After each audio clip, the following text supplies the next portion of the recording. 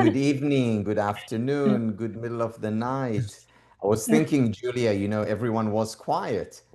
And I was saying, I think they're probably waiting for the song. That's, I think that was it. Anyway, next time there will be a song. Okay. Yeah, sorry about this. I can Wow. sing. I can sing. Um, I know you can, but maybe not. Maybe not. No, I Yuval, one thing we're going to talk about a lot is strengths. think Yes. And, go with your strengths. awareness and self-awareness. No, self-awareness exists. Strengths, yeah. All right. Very good to see you all. Um, Very exciting. Again, I did not think we would be having this conversation 2 weeks ago. I thought we were going to January because we were still waiting to hear from Middle States. And then I'm in the Hong Kong airport. I was in Shanghai and then went down to Zhuhai and then took a car to Hong Kong in order to fly to IPA, where I saw the International Nice. Positive Psychology Association, where I saw a few of you. And I'm in the airport and I'm speaking to my wife and then we hang up. I said to her, I have to get my tickets, and I'm by the ticket machine and fumbling there, and can't find my passport, and you can't. My daughter is with me, can't find hers, and the visa. Suddenly they're asking for the visa to Australia. I don't know what's happening, and suddenly the phone rings again. So I pick it up again and I say, Tommy, I'll call you right back. I can't talk. And then, hi, Tal, it's Dale. Dale, the president of Centenary. I said, hi, how are you? He said, yes, we got approved. I said, no, we didn't. Yes. And I, like in the middle of the airport, I'm screaming. Anyway, so I'm not sure I'll be let in Hong Kong airport again, but couldn't help myself. And the craziness started. So we're literally working around the clock. And when I say we, it's of course the amazing HSA team, the amazing people at Centenary, and our PhD program director, who's Ashley Michael. You may have heard of her.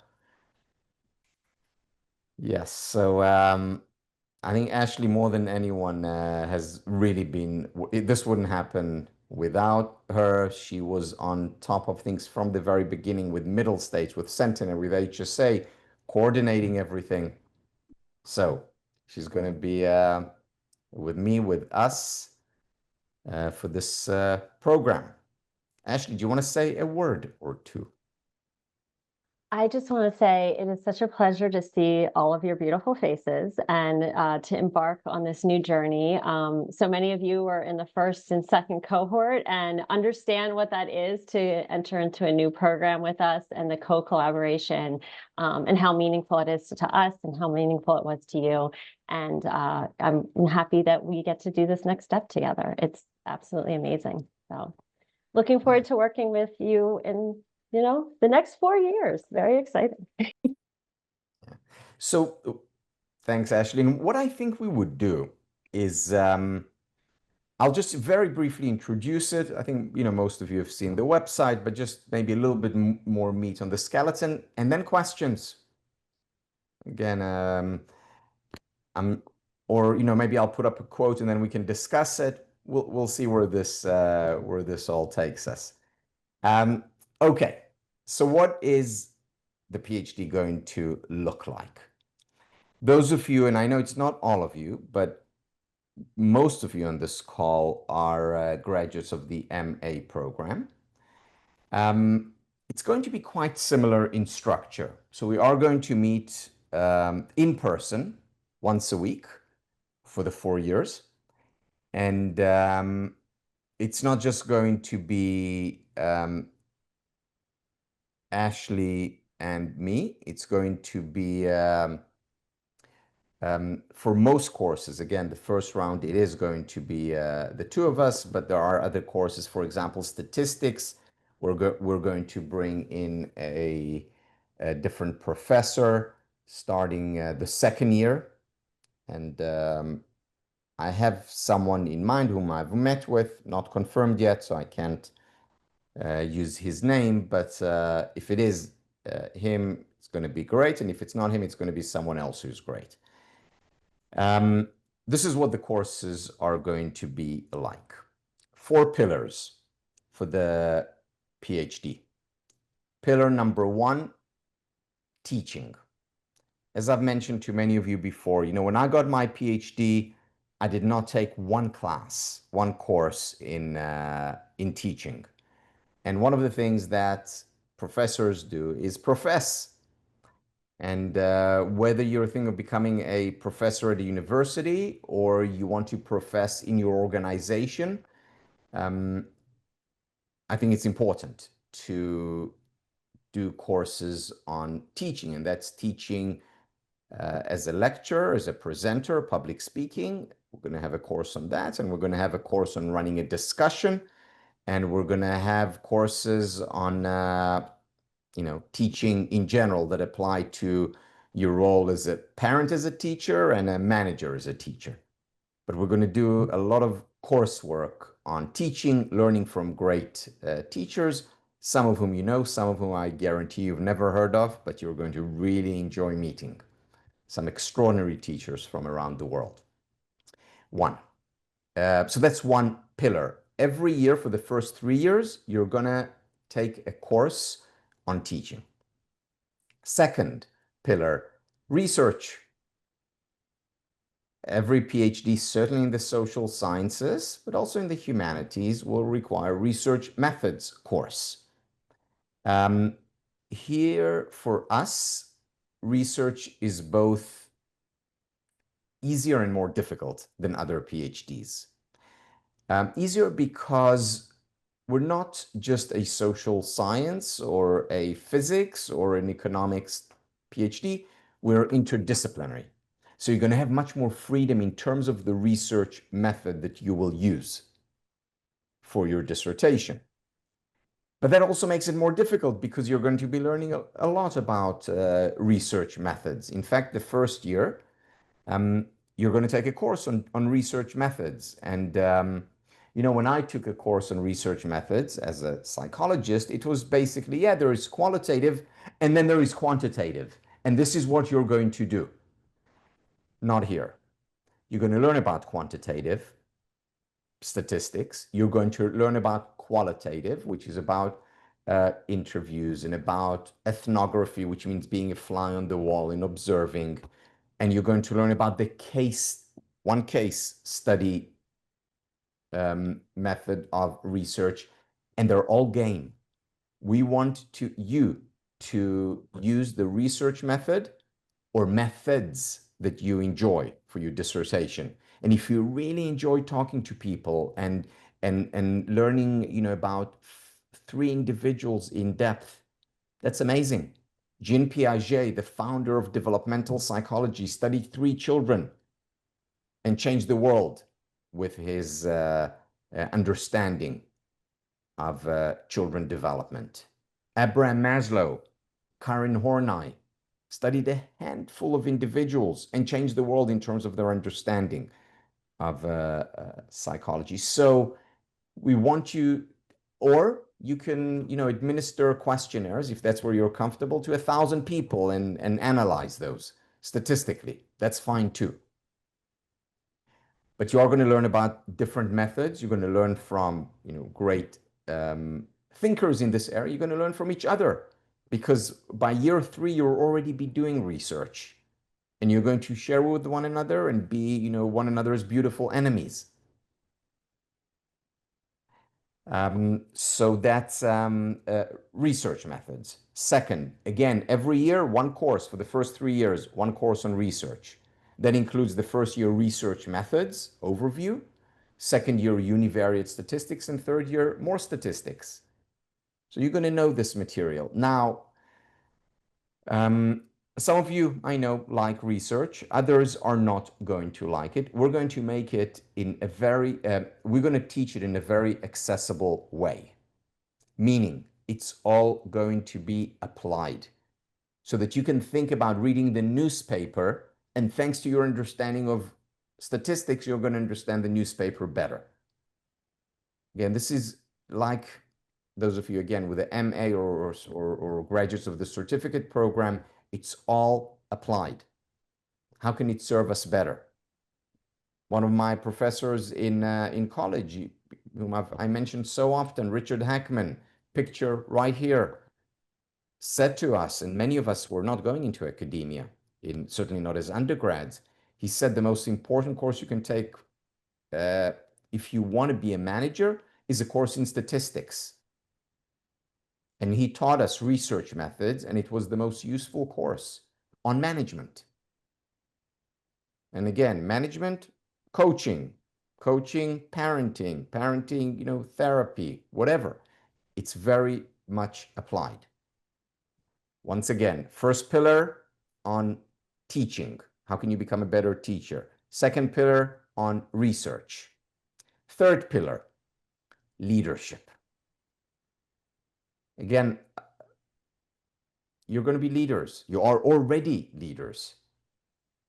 What we want you is for you to be, at the very, the pinnacle of this new and emerging field, or, the spire, the top spot in your organization, leading change. And that's why we're going to have courses on leadership, general leadership as well. What does it mean to be a leader in academia? What does it mean to be a leader in an organization? Once again, we're going to do case studies, and you're going to apply the material on leadership in the organization, in a classroom, or wherever it is. So again, 3 years courses on leadership. Pillar number 4, the fourth pillar, is human flourishing. What you're going to do is each one of you who's part of this PhD program is going to read one book throughout the semester. You're going to pick the book.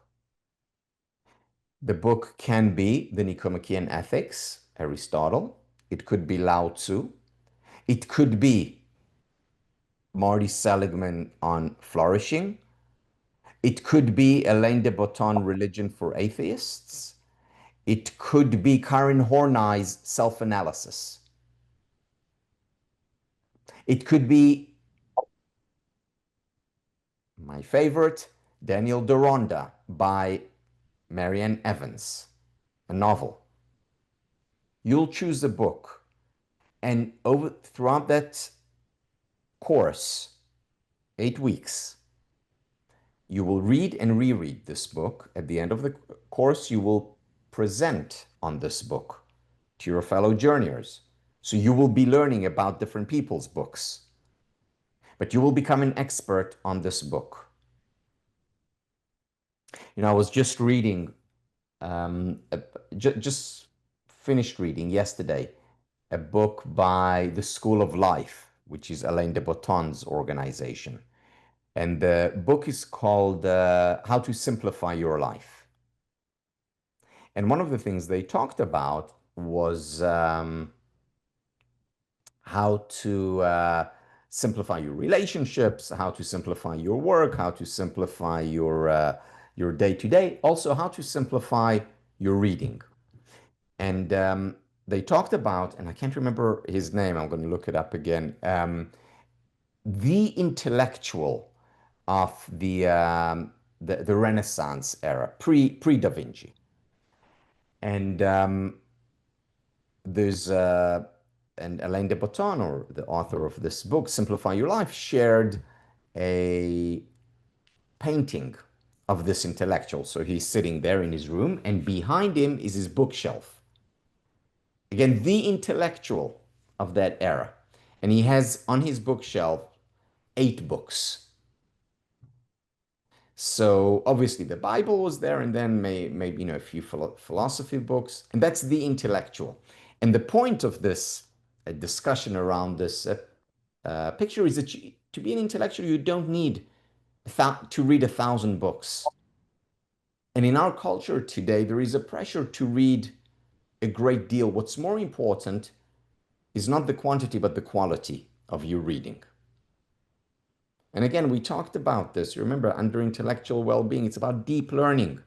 You're going to spend a whole semester deeply learning a book that you are most passionate about in the world. And it could be a book that you have read 17 times, or it could be a book that you've really, really wanted to read, but we're almost afraid to, out of a sense of reverence. And you're going to read it and reread it, and you're going to get tools to analyze and reanalyze it. And you're going to become an expert on it. And then you're going to share it because, of course, the best way to learn is to teach. So that's the fourth one, books on human flourishing. 4 pillars: teaching, research, leadership, human flourishing. Think about it, year 1, year 2, year 3, and year 4. Every week, in terms of time commitment, those of you who took the MA, it's going to be pretty similar to that. Those who weren't in the MA, between 10 to 20 hours. Some weeks less, middle of the semester, you may have a little bit of a lull. Some weeks more when you have the final project due. And you'll have a final project for most of the courses. Some of the courses, especially starting year 2, very much year 3, will be geared towards your dissertation. Dissertation, a significant part of the PhD. Again, dissertation, the nice thing about it, your choice, any topic. In some PhDs, not all, but many PhDs, if you work with a specific um, dissertation advisor, you have to be aligned with their research. Here, whatever you want to research, you research. The nice thing, the upside of the field of happiness studies, it's interdisciplinary. You can do your dissertation on a single book. You can do your dissertation on yoga, self-esteem, purpose in the classroom, purpose in the workplace. You can do your work on any topic that you're passionate about. Do you need to know what that topic is now? Absolutely no. You may know it now because you've been passionate about this for a long time and you know that this is what you're going to study, or you may have no clue. And this is one advantage of taking classes, because during the classes you will be exposed yourself from your fellow journeyers, from the course material. You'll be exposed to a lot of interesting content. And then suddenly, year 2, second semester, you'll have this aha moment. This is what I want to study for the next 2 years. This is where I want to specialize even more. And then you run with it. So the dissertation is an important part, and the dissertation is not going to sort of land on you one fine morning. You're going to be, during the courses, again, end of year 2, especially year 3, many of the courses will generate a chapter for the dissertation, a research proposal for the dissertation, so that you're going to build gradually into this seminal work, which will ultimately be a dissertation, or it will be a dissertation and then your first or third book, because dissertations often do become books. It's pretty straightforward to convert them to that.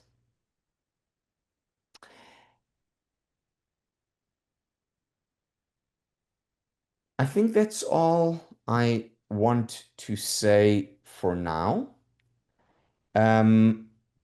Any questions or Ashley, do you want to add anything? The only thing I would add is just that the structure is very similar to the MA and that it'll be 8-week courses for the most part. There's a few dissertation courses that are the full 16 weeks. For those who are in the first cohort, you're not used to the 8-week, but the second cohort, third cohort individuals, you are more familiar with that. So it will be that each course for the most part is 8 weeks, and it will be on the LMS like you're familiar with. So it'll be a lot of the same structure and format that you've done before. So you don't have to learn a whole new learning management system or anything like that. So a lot of that will be familiar for the individuals who've either done the certificate or have done the master's already. So I just wanted to help clarify that. But I think we'll see where the questions lead us. So I'll Yes, move on and to that. yeah, and just one last thing before I respond to questions. Um, the way we built this PhD is based on, I love acronyms, right?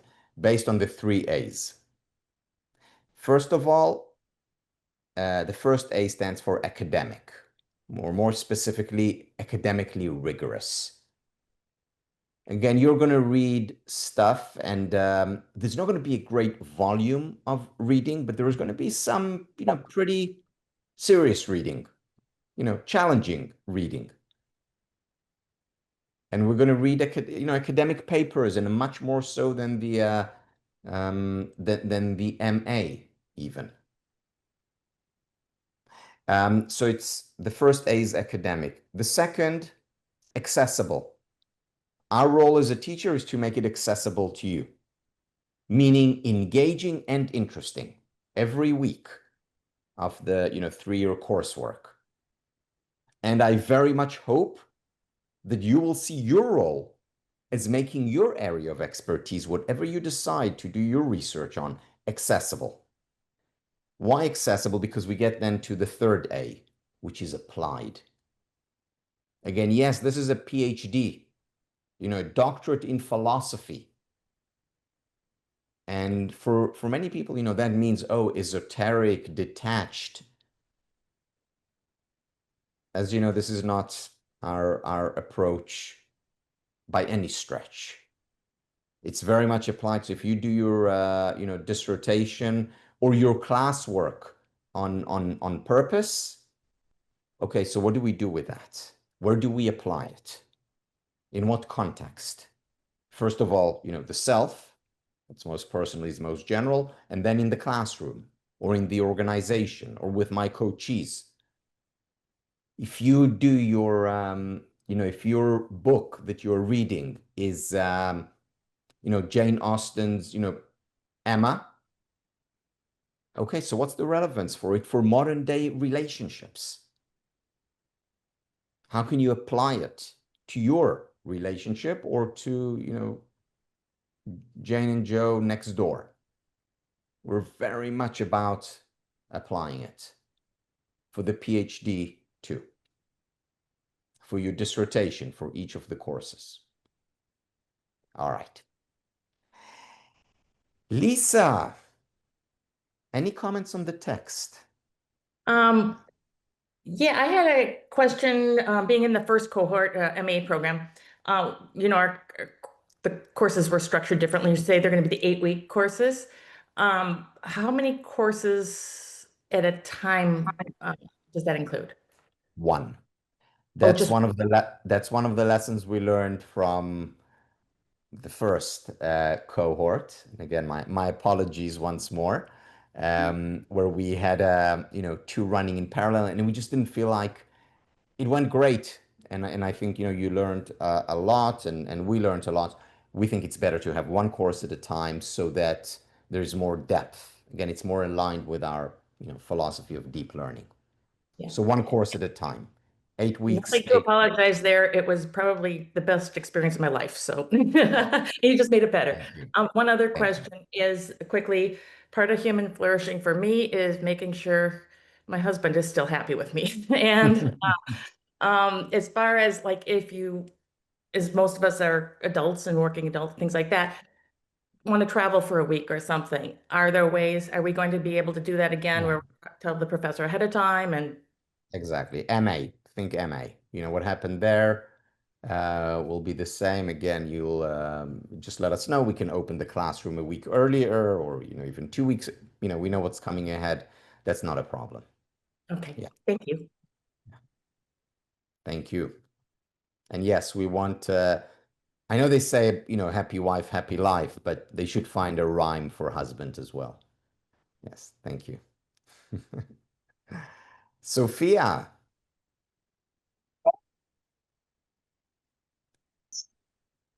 Oh my goodness. I don't even know where to start. I'm just so excited. My gut feels so lovely. Congratulations to the whole HSA team. I am the happiest of them all because there's something you told me, Tal, last year. If I keep reviewing 60 books in 60 days, before I know it, I'll just take some time to write my own books and voila, I'm holding a copy of my own. So it's just so, Congratulations. thank you so much. It's just so exciting that as I shared sometime last year, 5 years ago, I wrote somewhere in my journals, I will be a professor in happiness.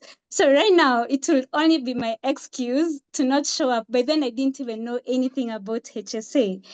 And I appreciate the season of silence, stillness, solitude, and isolation because that's why I've been away for the better part of this year writing. I didn't know it comes with that. And there's something, I would join some of your sessions, the Thursdays Q&A. And there's one you were sharing how you go about your week. You plan, like now there are days you're purely on Zoom, and there are days you're doing your admin, and there are days you have to create and teach. So it would be beautiful to hear from you about that on how you actually get to do that. And of course, from my learning in writing, flow is a major one. You have to get to the flow mode, and you've also shared it in the course. Well, I'm also studying at the same time. So it would be lovely to hear from you and even getting goals forward. You were planning to launch the PhD way later, but now it's already here, which is just an amazing achievement. And I'm also happy that even as I'm doing this, I found time to still be with the community. I've been supporting Sandy on marketing and communications with Amazing. ABC team. So I'm so happy that it can all work and I'm happy to be back. Now I can't even hide behind the shelves now. I'll be super everywhere because that's what energy does. When it just comes, we just flow with it and execute every task. And last but not least, sharing amazing news as the Happiness Society of Kenya. We meet with Keraito Murungi. We've been doing master classes. And now we've built a strategy. We are working on a 3-year strategy. We really want happiness to be a part of the ministry, just like how Dubai has a ministry in happiness. So Right. it's a very big, hairy, audacious goal. But as I always say, a journey of 1,000 miles begins with a single step. So we're really working on that. We have amazing committee. We are meeting next week, actually, on Wednesday, to keep growing on that. Yeah, and another one, I'm so excited because we're also working with Michelle to have the Kenya chapter and also work on the South Africa. So I hope very soon we get to host HSA team. We have a retreat in Kenya. That will be so good. I am done. Thank you. Thank you, Sophia. I really hope so, really soon. So, Sophia, you mentioned about the workflow, and one of the things, in fact, that those of you who are going to join the PhD, you're going to have some pre-reading, and one of the pre-reading is about deep learning and about how to structure your day so that you can do deep intellectual work. Because, if anything, what a PhD does is, take you to the next intellectual level as an intellectual. And there's been a lot of work, it turns out, and which a lot of it I found out when I was creating this PhD, a lot of work on the life of an intellectual. So there are some readings, some really interesting readings that you're going to do about how is my life going to be different for the next 4 years? and maybe beyond, if I choose, an academic career, how do I get into this flow of learning?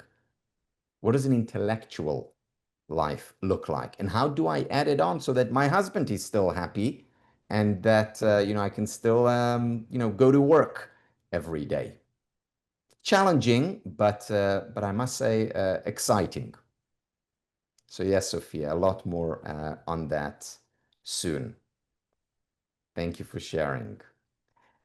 And now Michelle, but before Michelle shares, she was next to me when I got this call from Dale because we were in Zhuhai together, having been in Shanghai together uh, the day before. Hi, Michelle. Good to see you again. Hi. Yeah, that was such a exciting moment. We were like screaming at the airport. All right. So, the questions I have is about the professors, the teachers, when we are learning these courses. So, who are those teachers, and who are the advisors? And for me, I have some directions on what I want to focus on for my dissertation and how do I choose who is the advisor for me, what's the process, and how do I get advice if I want to start early. So this is just, yeah, on that side. Okay, good. Thank you, Michelle. So in terms of professors, again, at least the first cohort, it's going to be, Ashley and me. Eventually, it's going to be other people. Eventually, it's going to be, graduates from this very program who are going to be the professors as well. But the first time around, mostly me, except for, and then with Ashley, and then except for the number of courses such as statistics, where the other professors, I don't know, I can't tell you who it is exactly yet, but we have a good idea. It's going to be someone who's a very good teacher. Now, what you bring up is another question, which is who are going to be our supervisors? Because on the dissertation, you work with two people very closely. And then there's going to be a third reader. Who are these two people going to be? So they have to be with a doctorate level degree, whether it's a PhD or a JD or a DBA, Doctorate of Business Administration, but it has to be a doctor working with you. Who's that person going to be? So here is how we're going to structure it. For anyone who wants,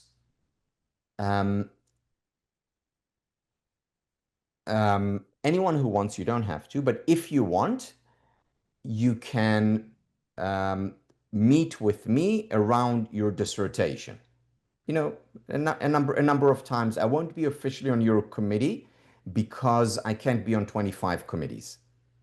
It's simply unrealistic time-wise. But I can be, a guide, help you come up with your topic, help you think about the research methods. I know you pretty well, so, help, be your beautiful enemy, probe, and push you. But that's for the big picture. And then you're going to have your committee, and I'm not going to be on that committee. There are going to be two people. Who are they going to be? First of all, they're people that you will want. We're not going to impose people on you. There's going to be a list of 100 people, I'm guessing, and you're going to say, I really like, and again, I didn't get his permission, but as an example, I really like Robert Biswas Dinner. He does work on coaching. I want to do a dissertation on coaching. I want him to be in my committee. And again, I didn't speak to him, but I suspect that if you're doing your PhD on work on coaching, he would be interested. Or, on that list, there is, and again, I didn't get her permission yet. This is, too early. We're going to wait, 2 years for that.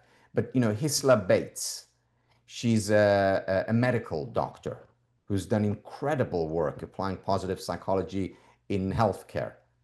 And if that's your topic, then, you may say, I want Hisla to be my committee.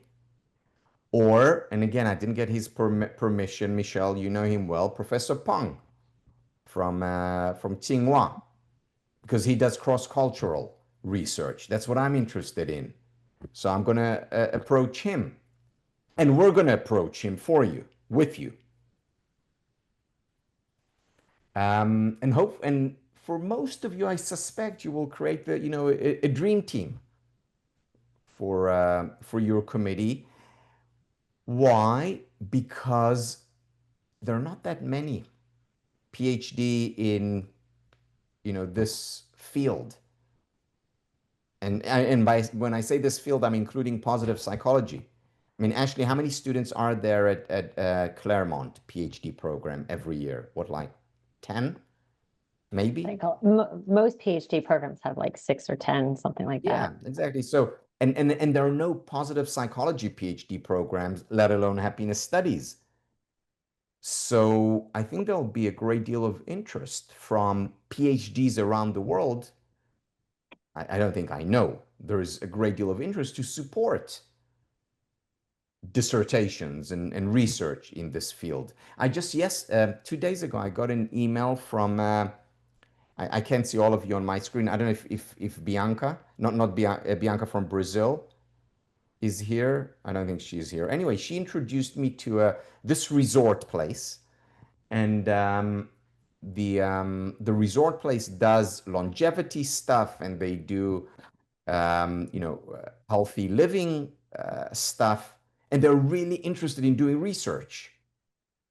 Now, at least two students from the PhD can decide to do research on that place on longevity, and she's a leading doctor in Brazil, and she can be on the committee.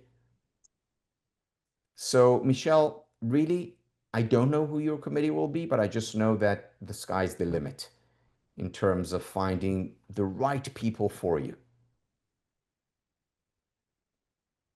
Thank you. Yeah. Paul, Thank real you. quick, there's a lot of questions about when the live webinar will be. Are you still figuring Yeah. that out, or do you know that for sure Yeah, yet? here is what I'm thinking, but we're still figuring it out. So I'm thinking Thursdays again. I'm thinking alternative, either 8 a.m. in the morning, Eastern, New York, or 2 p.m. New York, maybe 1 week this way, 1 week that way, to alternate it with the certificate webinars. But I'm not sure yet because it also depends where you come from. I don't know who's going to apply. Well, I know a few of you have already applied, and I was very excited to see your names. But if there are people from different places around the world, we'll try again and accommodate as many. We won't be able to accommodate everyone. And I suspect there'll be some people for whom it's the middle of the night. But it's probably going to be Thursday. I'm 90% sure of that. And 50%, 50-50, 2 p.m. and 8 a.m. Eastern.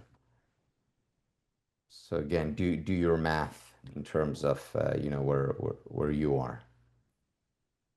But again, they'll be recorded, and if you're not able to Of attend in course, and person, you yeah, can watch it. we'd love for you to attend in person. I think it's better, but if you can't, they're recorded.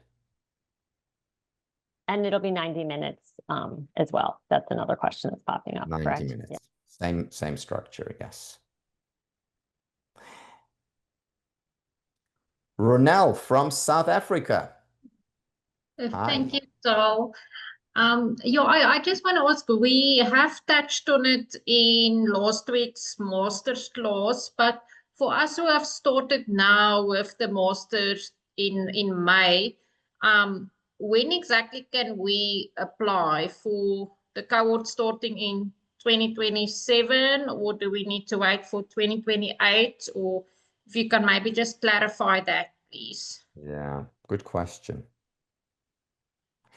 Um, Ashley, when are they graduating? They're graduating in December of 2026. Of 2026. Yeah. Yeah, so you can definitely apply for 2027. Yeah, definitely 2027. For September 2026, I don't think so. Again, unless you've already got another master's, and then we need to think about it. But I don't want to say anything here. But if you're graduating at the end of 2026, you can definitely apply for September 2027. Okay, Brunel so does have a lot of degrees, but yes. Yeah. So if we've started now in May, then we're graduating December 2026, and then we can apply September 2027. Exactly. Yes. Okay. That's what I'm Perfect. thinking right now. Yes. At the Thank you. latest. Let me say at the latest, September 2027. Yes. Okay. Thank you. Thank And you. Tal, there's quite a few questions about the cost. So if we can kind of go over that real quick. So the total cost for all 4 years is $66,000. And that's broken up over the 4 years. And similar to the MA, we're still working out some of this, but it's the idea that you will be able to pay every 8 weeks for it. So if you take the 66,000 divided by 4, you get roughly 16,500 a year, and then you would divide that by 3 semesters, brings it to 5,500 a semester, and then you divide that by 2 weeks, it roughly comes to $2,750 every 8 weeks. So if that helps break it down, because I believe that's how you were able to pay with the MA, that you could pay 8 weeks at a time. So Ashley, that can question you kinda keeps repeat that math one more time? sorry. Yeah, Yes. Ashley, can I simplify it a little bit or try to simplify it a little bit? Absolutely. Because it's basically $1,000 a credit. You're taking 3 credits a semester. Mhm. It's $3,000 a semester. The first year, it's 18 credits because you have the summer semester. Only in academia, you have 3 semesters a year. So it's 3,000 for every 8 weeks. The whole year you have 6 courses, 3 semesters, because each course is each semester is 2 courses. Once again, each semester, 2 courses, 6 courses a year. Each course, $3,000. So every 8 months, you're paying $3,000 until you get to $66,000, which is the total. Every 8 weeks, you mean? Yeah. Every not 8 months. weeks. Yeah. Yes. Yeah. Every 8 weeks, $3,000 because you have 3 credits.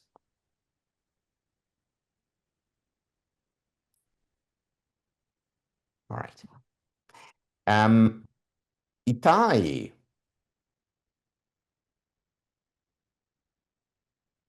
You're muted. Muted. Apologies. Hi, Tal. Hi, everyone. Great to see everyone. One of my questions was about the tuition, so thank you for clarifying it. Though maybe if Ashley could write it in the text, that would be even better.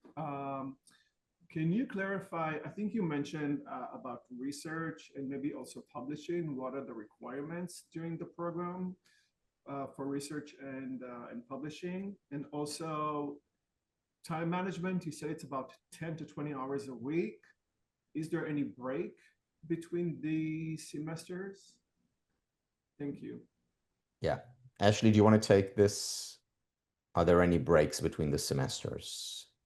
So the way we follow the centenary calendar, so we have to follow the centenary calendar. So typically there is a larger winter break, sometime mid-December it ends and it starts up mid-January. So that's usually the largest break.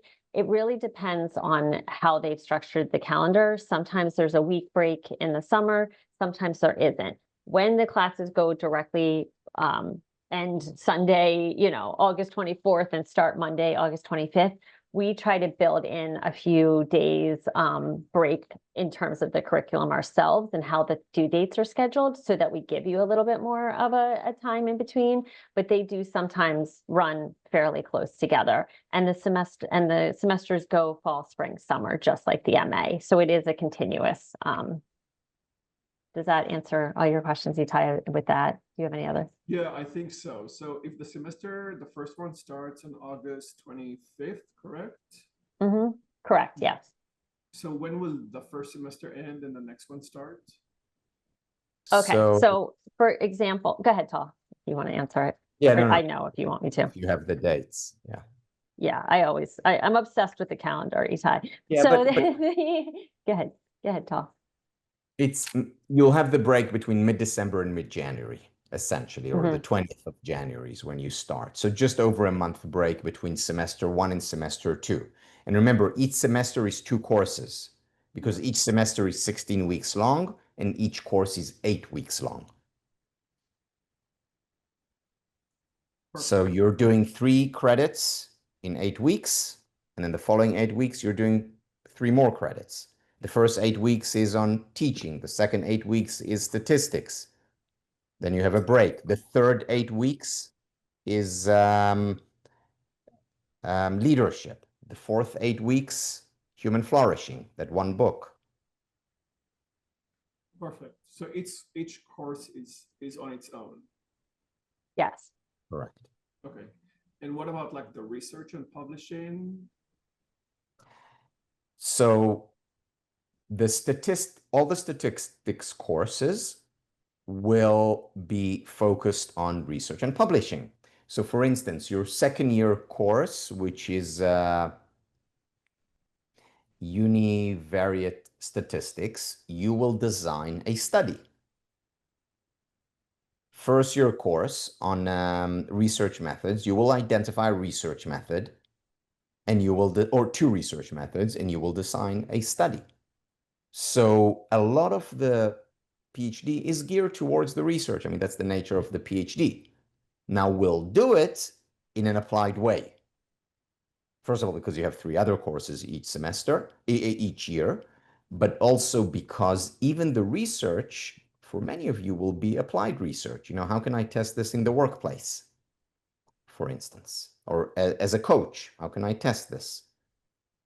The efficacy of my coaching or whatever it is. But yes, so it will be, in terms of publishing, we will encourage you to publish. In fact, we are, even now at IPA, I already started to cultivate, which I haven't done since I was a graduate student, but now I'm doing it for you. I started to cultivate relationships with academic journals that will encourage our students to publish there because they're looking for, quality papers. So if you want to publish your, second year final paper for one of the courses, you can do that. If you just want to publish your dissertation at the end, that's fine too. If you don't want to publish it, that's okay too. But you'll certainly have the opportunities. All right, thank you. Everything sounds very exciting. Thank you so much. Thanks, Itai. Victoria.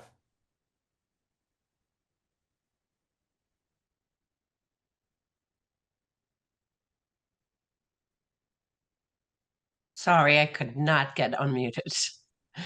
I actually didn't put my hand down and my question was answered. So I just wanted to say I am so happy to see everybody, so excited, but it's so nice to be on here with everybody. Feels like we're in class, which I miss so much. So I was just thinking, Victoria, I haven't, called your name in such a long time, at least not online. Yeah. Yeah. Well, and hopefully you'll be calling it more again. I hope so. I hope so. Thank you. Thanks. Thank you. All right. Elaine de Botton. Shiri. Sorry. So yeah, this is an inside joke for the first cohort. Oh no, Sorry. they will know. They will know very quickly. They They will will know. know. So actually, I wanted to start with the gratitude. So I'm so grateful for you and the team and Ashley and Udi and Yuval and everybody doing such hard work and making our dream or my dream come true. So it's not unappreciated, and love and kisses and hugs because this is really, really, really exciting. The second thing I'm grateful for is to this community. Seeing the faces and saying hi to everybody. I now realize how much I missed you guys. It's like in my bones. And the third one, I want to thank Hélène de Botton. And unfortunately, he doesn't have PhD, but who knows? Maybe he can be a lecturer, science, statistics, I don't know, love, simplifying love, whatever you choose him to be. And I'm glad that people are still on the inside joke, so it's good. My question is, how many students are you looking for, doctoral students? How many room is there for? And yeah, that's basically my question. Yeah, so the first cohort will be around 25 students. And again, with the first group we're going to let in will be our MA graduates. And then, I mean, this meeting, we only opened up to MA graduates and to certificate graduates. So first of all, to our community.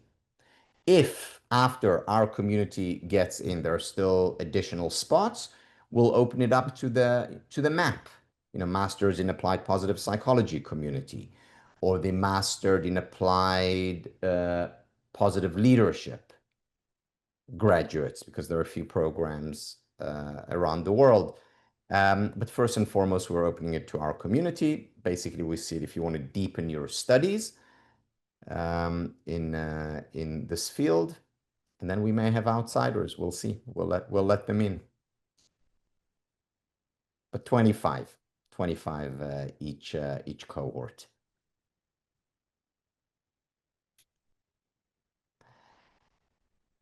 Thank you, Shiri. And seriously, if you haven't read Simplify Your Life, wow.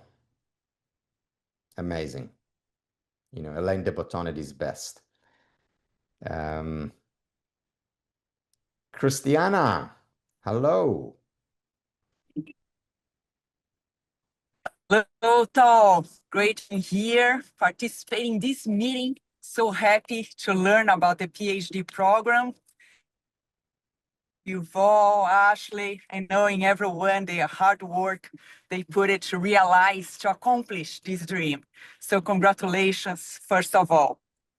And then, Tal, I would like to know what changed to your life from doing the MA program to become a PhD? What has been the change, the value that is worth the investment of time, of focusing on that, of all the investment? So I would love to learn more about that. Yeah. Thank you for that question. And yes, I thought about it a lot. And my life, my cup is full with the certificate program and the MA. And I was thinking about it, and one of my role models is Marty Seligman. And Marty Seligman, has a master's program, and he didn't go for a PhD. And I said, if it's good enough for him, it's good enough for me. Why do I want to do a PhD when I know that it's going to be, so much work and, so much effort? And I'm not even talking about creating it, but, teaching it over the years. Why did I want to do it? And I have a few answers. I'll give you the big answer. The big answer, because, 10 years from now, I want you, people who are on this call. Again, I know not all of you are going to join, and that's perfectly fine. We love you unconditionally. But some of you are going to be faculty members at universities. And some of you are going to be running as PhDs, an intervention program as part of government or as part of an organization or a school or a group of schools. And some of you are going to publish a book which is rigorously researched, that's going to change people's approach to coaching. So for all these reasons, one, I want happiness studies to be an academic field. To be an academic field, you need professors. And yes, you can become a professor with an MA, more challenging, more difficult. So I'd like universities around the world to hire PhDs in happiness studies because they want departments in happiness studies. That was not going to happen just with an MA. I want there to be rigorous research on all the fields that we talked about from literature. And how do you apply literature towards flourishing, to coaching? And this wasn't going to happen if we just remained at an MA. So it's the research, it's the academic field that hopefully will start to expand significantly 4 years from now when the first cohort graduates, and will continue for many years to come. You know, long after I'm no longer teaching, professing. So these are the two main Thank you, Tal. reasons. Very inspiring. Happy to be here. Thank you. Thank you. And you know, on a very, Christiana, to continue on a very personal level, you know that my top strength is love of learning. So, you know, on a personal level, I'm just thinking about how much, you know, I'm going to learn by being on this journey with some of you. So that excites me a lot. Monica. Hi, Tal. Hi, everyone. How are you? I'm very happy to be here. Right now I'm doing the certificate, and the reason I chose the certificate was because I heard you saying that you were planning to have a PhD. So I have a master's in economics, not related to psychology at all or anything. I was wondering if that's also like worth it when you consider applications with masters. And I have two questions regarding that. I've always known that I want to do a PhD, so I didn't apply to the master's, and I just started the new work at the university, and I needed to know if I was going to be able to do it all, basically, to teach, to be a mom, etc. So far, I've been able to balance everything well enough, I think. So I was wondering if it is necessary to do the master's in happiness before applying to the PhD, because I really want to pursue an academic career at the university I'm working on. I already know what I would like to my dissertation to be. I'm already studying it. I'm there. I really like. I feel very passionate about. So that's one of my questions, if it is necessary to have a master's in happiness necessarily, or if I would be able to apply directly to the PhD program. And also the second question is it possible to apply for next year's cohort now? Or will you open applications, I don't know, during winter time or sometime else, some other time? Yes. So the answer to your second question, we'll open it, or third question, we'll open it up later, not yet open for 2026. But we'll open it, you know, not long after our first cohort begins. In terms of certificate, so again, we're not going to turn down graduates of our master's program in happiness studies. If they apply, and again, we know them, and if they did reasonably well in the master's degree, we see it as a continuation of the master's degree. Then we will reach out to our community, and that is the certificate community. And only after that we will reach outside our community. So is it possible to get in with a certificate program, with a certificate in happiness studies, as long as you have a master's, of course, in another subject? That's a prerequisite. The answer is yes. Is it guaranteed? No, but very few programs you're guaranteed a spot when you apply. But certainly, yes, we encourage you to apply, and at least on paper, any master's works for us, as long as you have, so let's say you apply, you have a master's in economics and you've never heard of the Happiness Studies Academy. And you see this PhD and you want to apply for it. You're probably not going to get in. We're going to tell you do the certificate first. Because I'm going to be talking about the SPIRE model on day one of the PhD program. I don't want to start explaining what is intellectual well-being. So you'll need the foundation, and that's why we reach out, that's why people from our community are getting preference.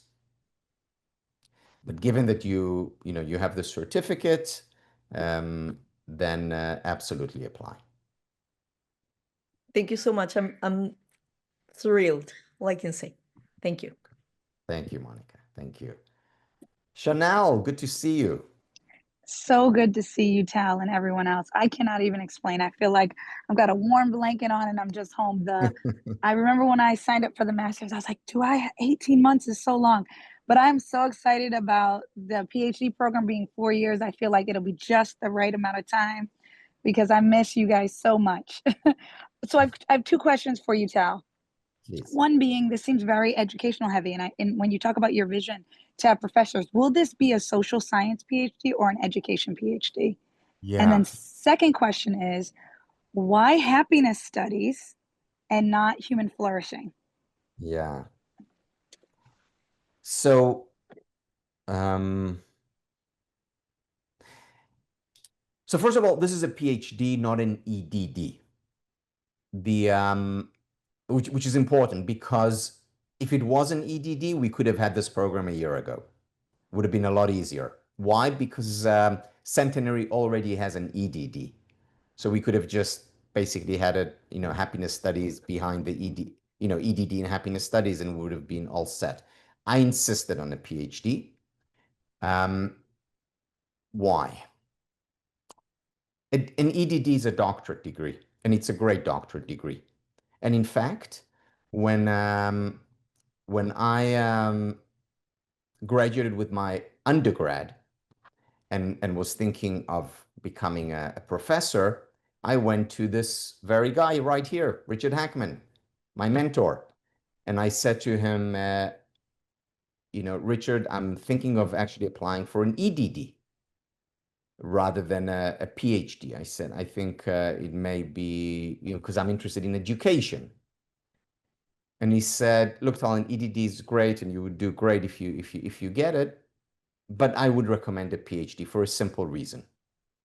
Because with a PhD, you'll be able to teach at a school of education. With an EDD, it will be very difficult for you to teach in a school of psychology or a school of business. So the PhD is sort of, the mother of all doctorate degrees. Now, is it in the social sciences or the humanities? The answer is yes. In other words, it depends on what you choose to do your dissertation on. You could do your dissertation on Emma,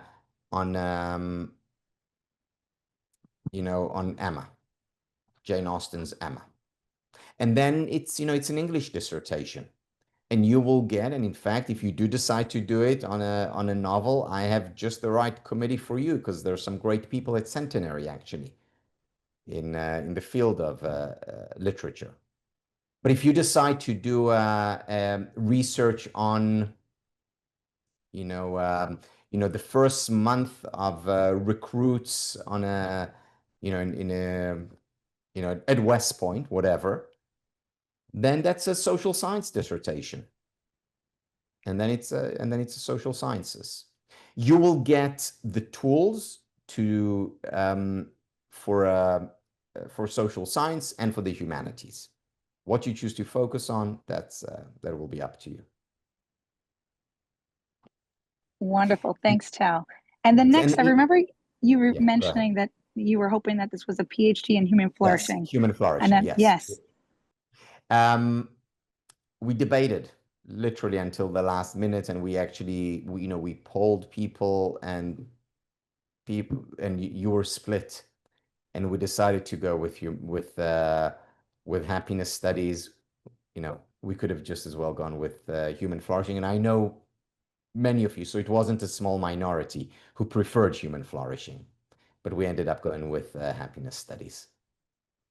There was a Thank you so much, Tal. very large minority wanted human flourishing. Yes. And I guess you're one of them, but whatever. Oh no, I'm happy with both. I just just a Okay. question. It's okay. Yes, I'm grateful either way. It was a more not a random decision, but it could have gone either way. Thank you. Meg. Hi, Tal. Hey. Hi, everybody. Congratulations, Ashley, Tal, the team. That's amazing. This is exciting. I just wanted to share two things and ask one question. So, we happened upon Dale. We kind of barged into his office when we were at the master's graduation this last time. And it was really exciting to talk to him and understand how committed he is to the whole human flourishing continuum, I would say, of the happiness studies model, you know, obviously anchored by you, Tal, and how committed he is to bringing that as like a world education for as many students could. So it's nice to know. And I know that you already said Centenary's immediately behind this. And I think that with that knowledge, I think that we could shoot for the stars as far as our dissertation advisors, because it sounds to me like you guys will back up the dream team, like you said. So if it's Ellen Langer, I'm going to put that out there because that's one of my faves, you know, here I am assuming, but you know, the reality is that I know that you guys would support that since this is such a, you know, groundbreaking PhD, the whole idea of happiness studies out in the world. I loved how the first speaker said about Ministry of Happiness. Oh God, do we need that in the United States? I don't know. I'm just saying dream big, and then who knows who's going to show up and meet you there, right? I'm certain collaboration is one of my favorite parts of the certificate and now the master's, and who knows what can happen with the PhD. So, you know, you can't do it alone. Don't go alone, what you can do as a group, because everybody has strengths in so many different areas. So that was my 2 points. So congratulations. I'm so excited for both of you, because I know what an achievement. I love, you know, it's kind of like the gold star when you're like, and I wish we had a video of you and Michelle jumping up and down in the airport. That would have been incredible social media, you know, clickbait for me at least. That would have been awesome. Anyway, and I downloaded it from the airport security cameras. I'll send it to all. There you go. Yeah, if you can get the security cameras from the Chinese government, I'll bow to you, Yuval. That's impressive, literally, right? The other question I had, and I think this goes to the teaching component. I know certain doctoral candidates are required to teach in front of classes during their academic study. I don't know if that's something that you're going to require from us. I would love it. I'd love teaching, but I don't know if that's something that you contemplated this go around or maybe in the future, you know, having that whole, you know, multi streams of, you know, get yourself out there to teach what you're learning, or perhaps maybe that's something down the line for the future. But that was my question. Yeah, that's a great question. And you know, one of the advantages of you know, Centenary being a small place is that you can literally barge into the president's office, as you and two others whose name I shall not mention did. Hi, Meredith. Yes. What are you gonna do? What are you gonna do? And that's great, and you have a wonderful conversation with the president. So that's the advantage of a small college. The disadvantage is, or the advantage of a big university, is that they could guarantee, you know, at least TA positions. And yes, you know, I was required to teach one class as a graduate student. We can't require it because we cannot guarantee it. We will certainly encourage it. We will reach out to places for you, you know, your local, you know, college that's nearby, or you know, if it's online, you know, somewhere else, or if we open more programs, then we will do it. But we cannot require it, and we certainly cannot guarantee it. Having said that, a large part of the PhD program is teaching, but you will teach to, you know, your family members. You will teach to your friends. You will teach to fellow classmates. You'll do a lot of teaching for sure, more than probably any other doctorate program, except for maybe one on teaching. But you'll do a lot of teaching throughout the first 3 years.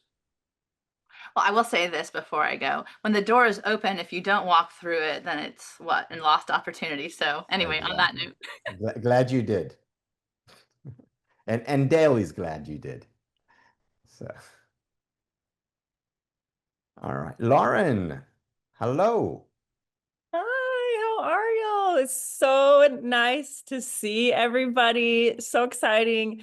And honestly, just listening to you talk about the coursework, I feel like a kindergartner getting ready to go to school, just so excited about everything that we would learn and get to do. So I'm having a hard time containing myself, but it's really nice to see everyone again and hear about all the different wonderful learning experiences.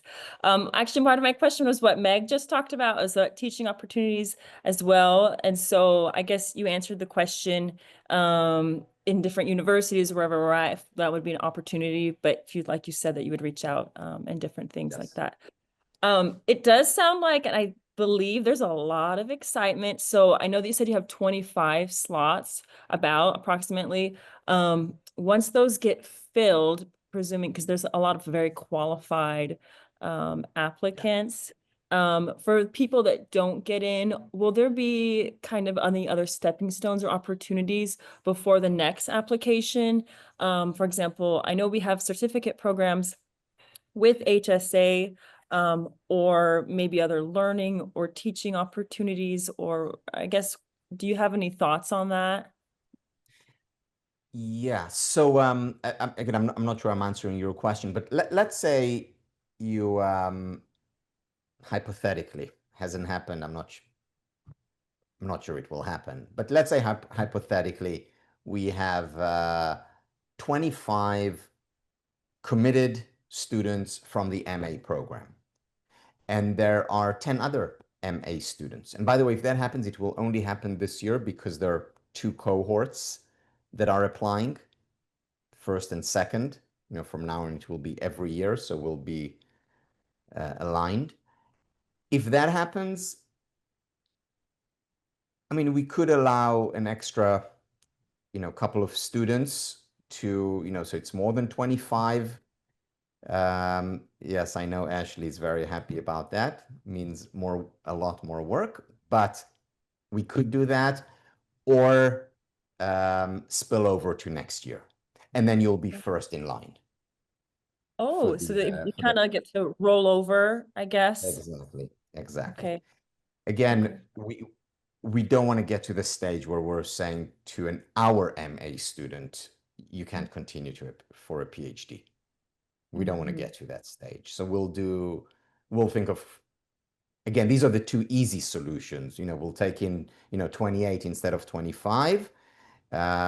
Or, if those of you who don't mind waiting a year and, may say, okay, actually, I want to wait a year, then we'll do that. And then you'll be guaranteed a spot. You'll be the first one.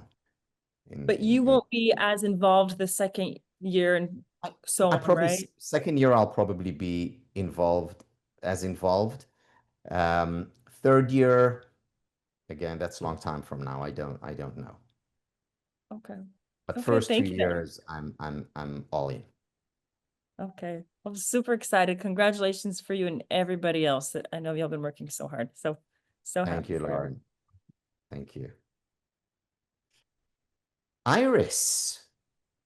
Hi, Tal. I'm so thrilled. Hi, everyone. It's so great to see familiar faces. And people tell me, wow, you're going to invest 4 years of your life now? And I say, yeah, it's great. It serves my great passion for learning. So thank you, Tal. Thank you for HSA and the team. It's wonderful. And my question is, you mentioned a couple of figures like advisors, supervisors, committee. Can you clarify the differences between them? And my other question is whether a committee member can be with a master's and not a doctorate? Yeah. So the answer to your last question is unfortunately no, because the reason why, for example, master graduates can teach in a master's program is because you have to have a degree that is higher than whomever you're teaching. So if you are a PhD student, you have to have someone with a doctorate on your committee. And that's why to be a, yeah, anyway. So that's the short answer to your second question. You'll have to have someone guiding. Now, you can have an advisor on the side, but that will have to be the fourth person. So let's say, I'll give you a real example. So Bill George is one of the most important managers of the 20th century. He led, Medtronics from 1 billion to 60 billion, an amazing leader. And Harvard Business School asked him to be a professor there when he retired. And he's not a doctor. Let's say I want to do my dissertation on and he introduced well-being in his organization, introducing well-being and growing a company through happiness. Lovely dissertation idea. And I want Bill George on my committee. And Bill George, I'm sure, would be happy to be on a committee like that. But he's not a doctor. You'll have to have 3 doctors, and then Bill George will be your advisor. So you can have 4 people. He can't be one of the 3. He won't be able to grade you, so to speak. That's what your committee does. That's great. It answers my question. Yeah. It's wonderful. In terms of the committee, you'll have one person who will supervisor work very close, a second person who will work quite close, a third person is an external reader whom you will ask for help, who will guide you, but from afar. And then, as I said, I can be there for you on the big picture questions, especially when you're thinking through what am I going to do it on, what research methods am I going to use. There I'm very happy to, excited in fact, to help. Thank you so much, Tom. Thank you. Victoria, it was so good to see you in Australia. Hi, Tom. Yes, indeed. I was so happy to see you in person in Australia, and it was great. And then it was, I felt very grateful to that you have some time, private time for me. So it was wonderful. And congratulations again to you, to Ivan, HSAs, and all of us, the HSA Happy Family, for this wonderful news. I can't wait to, I don't know, I am excited, but I know that my chance to be admitted is very slim since I'm not belong to the master's graduates. So my question is whether you have a quota for those who do not belong to the MA graduate, fortunate MA graduates, and if not, if yes, how many? So that I know if I have a chance, because 1 year for me, I cannot bear to, I don't think I am patient enough. And also I have another question is, if that is not the case, then do you think of the possibility to have part-time PhD? Because I know that many institutions, they offer kind of dual PhD for those who are working. And then that is my 2 questions. Yes. Yeah. So Victoria, again, to begin with your second question, the PhD is a part-time PhD. So I think 90, not everyone, but my guesstimate would be 90% of our students for the PhD will have a full-time job. So that's that. In terms, do apply. Do apply. We our goal is to spread this material. So we'll do our best to find creative ways to make it happen for as many of the people who apply. And again, we desperately need everyone. This is a new field. Our world needs it more than ever. So yeah, we'd like to have as many people out there teaching this materials, leading, spreading it, doing research. Apply, and we'll see what happens. We have no idea what's going to happen. I don't know if we'll have 15 people total, or we'll have a line, people waiting to sign. I don't know. So it means that we should go ahead to apply. Absolutely apply. Yes. Again, it's not a complicated application. I will. Your time. Yeah. Okay. So, thank you, Victoria. Kara, how nice to see you. So good to see you. I, like everyone else, want to offer congratulations as well as deep gratitude for you never giving up on your dream and pursuing this and making it a reality. And thank you to all of you who've put in hard work to do this. It's so meaningful for the world. And Tal and Ashley and everyone, can I also please a personal thank you while I have you kind of in person here? You made it possible for me to graduate in person. Thank you so much for that. I've never experienced a health condition like this in my life, and I'm so deeply emotional and grateful for the fact that you helped me walk on the stage, literally helped me walk across the stage. Thank you. Thank you. So my question is, I'd love to know your view on how me search can be incorporated as part of this PhD, and if a type of me search would be acceptable. Obviously, learning about all of it is great, and there's also a universe within. And I'm asking this because I'm deeply pulled towards poetry and healing through poetry. Wow. There's a large component of that for me that's also me search. So I'd love to hear your thoughts on that. Yeah.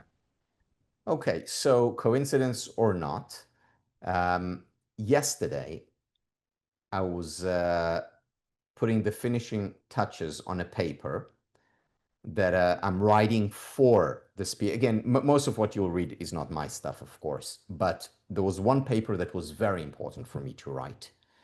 And that I think I'm gonna sign it the first week of class, which is about the different research methods.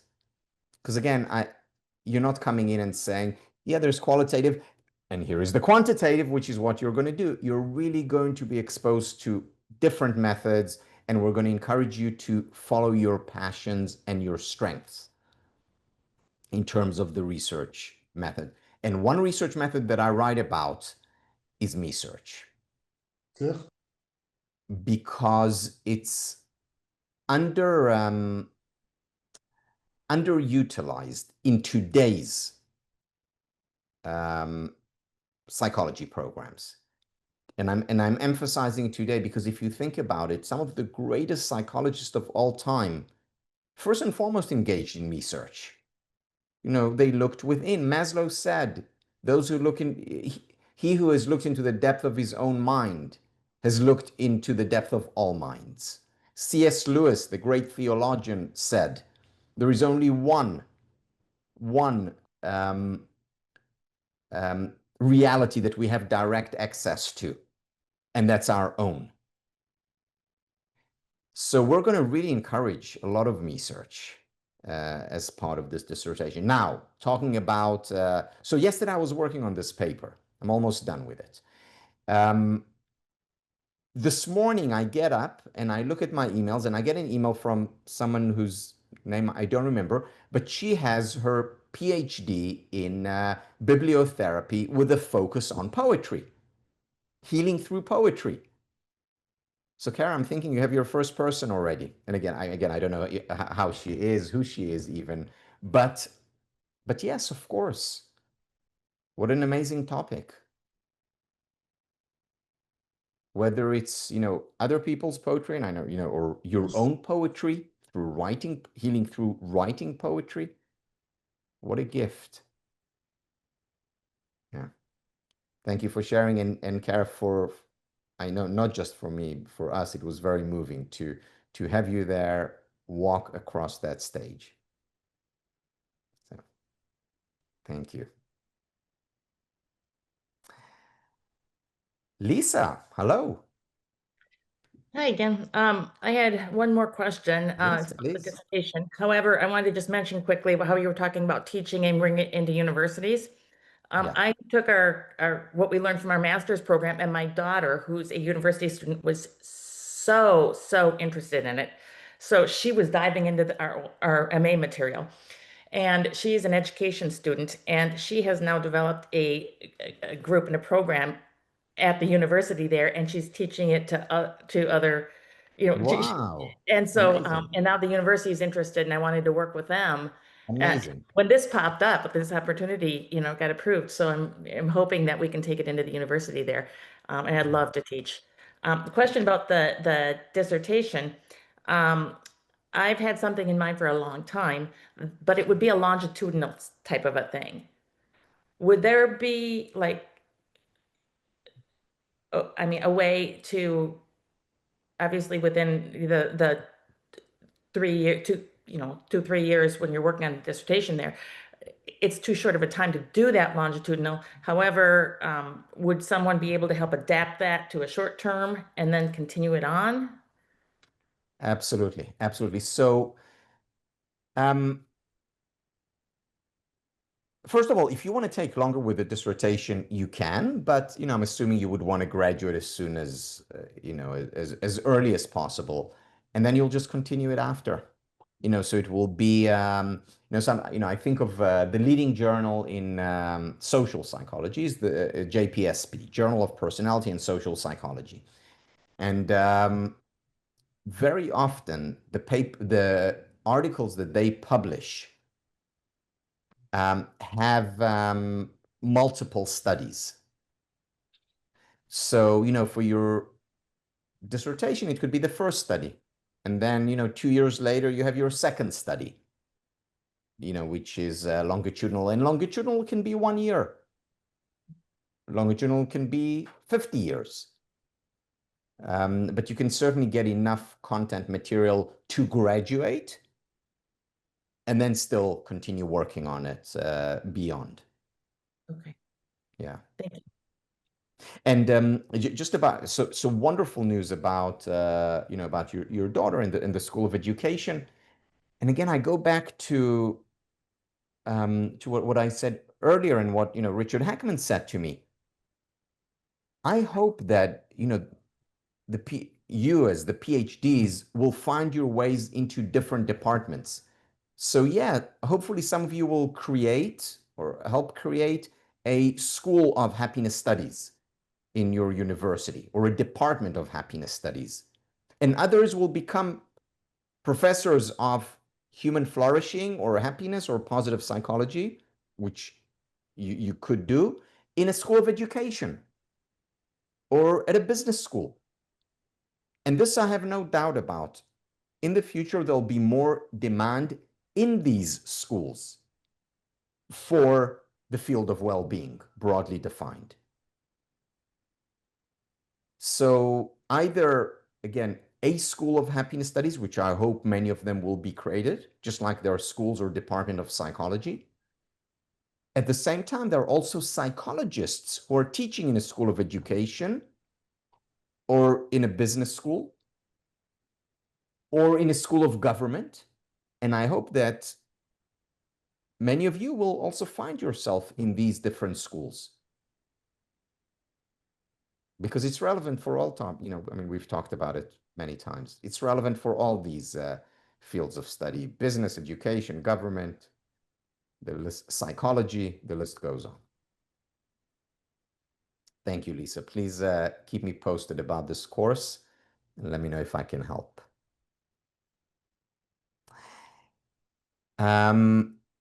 This is you've Very hard to pronounce. Yeah. Very, very hard to pronounce. One of my and I forwarded it to my children because none of my 4 children are able to be pronounced in names are able to be pronounced in English as well. So because I suffered, I said let them suffer as well.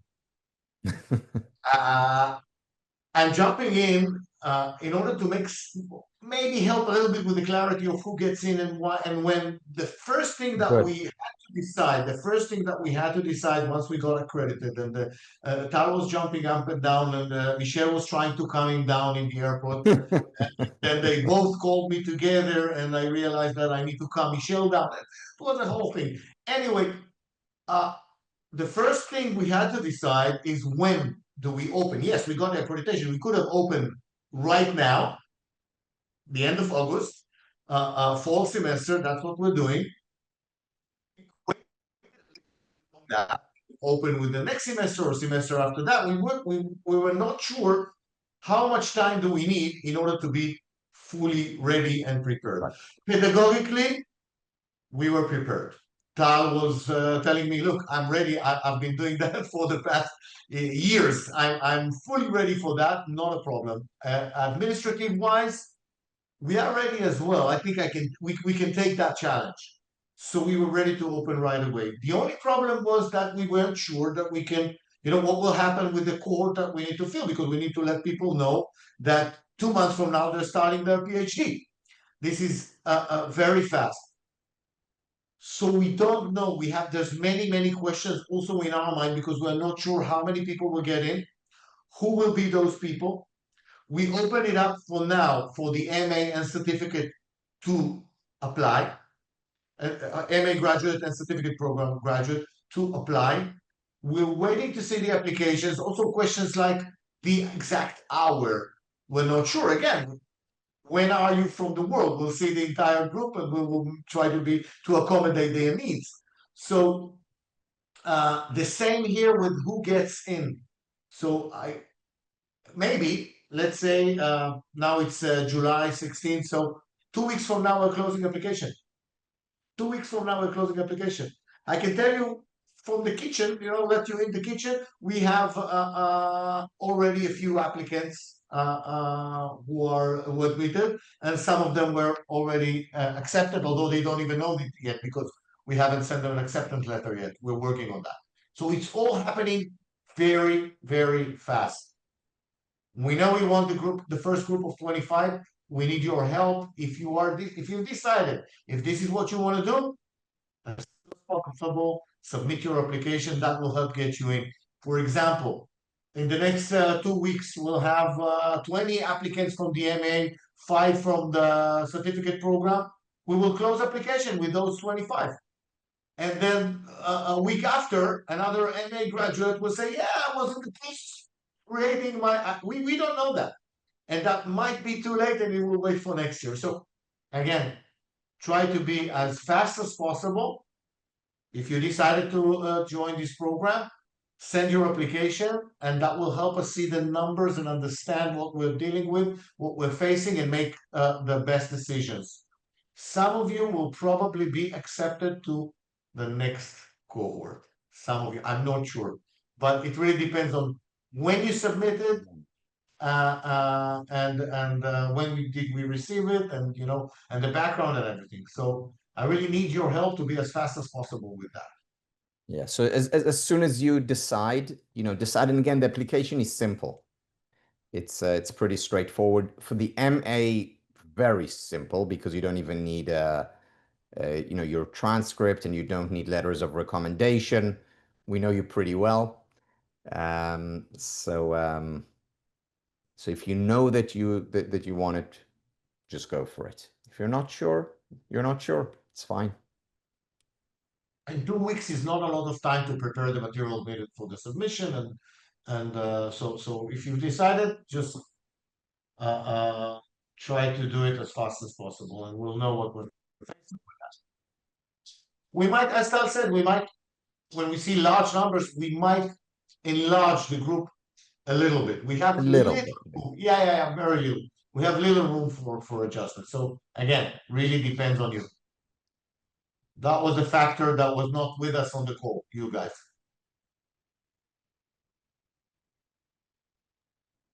I'm excited. Wow, big time. Really, big time. Not the American way to say it. Really excited. Yes. Ashley, did you want to say something? Sorry, I am managing the chat questions that are coming direct and Oh. indirect. I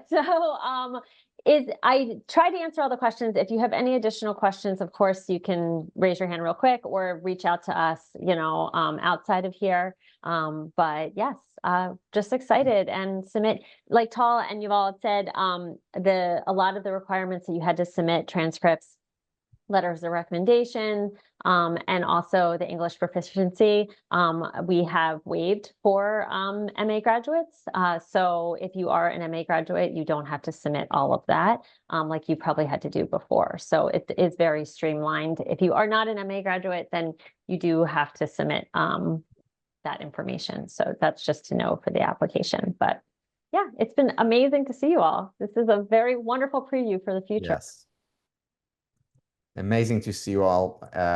Well, I'm sure I'll see you whether you apply or not. I'm sure I'll see you in soon, whether online. Encourage you to come to our Thursday. As you know, anyone who graduated from the MA or certificate, you can still join the Thursday webinars. So hope to see you there or on retreats. Neil, or for four. What's that? I'm just taking the opportunity to say November in Rio. Join us there. November in Rio. It's going to be an amazing. All the details on the HSA website. Yes. Thank you all. Very, very, very excited and grateful to you all, Yuval, Ashley, Udi, Aviad, and Ronen and Sar behind the scenes right now. Michelle, glad we got to celebrate it together. And I'll see you all soon. Take care, everyone. Bye-bye. Thank you. Thank you. See you soon. Thank you. Bye, everyone. Bye, guys. Congrats. And thank you all for your excitement. Your excitement isn't contagious. So it drives us that you're all so excited. So thank you. We adore all of you. So thank you. Good work, y'all. Great job. And We adore next- you guys too. Bye. Bye.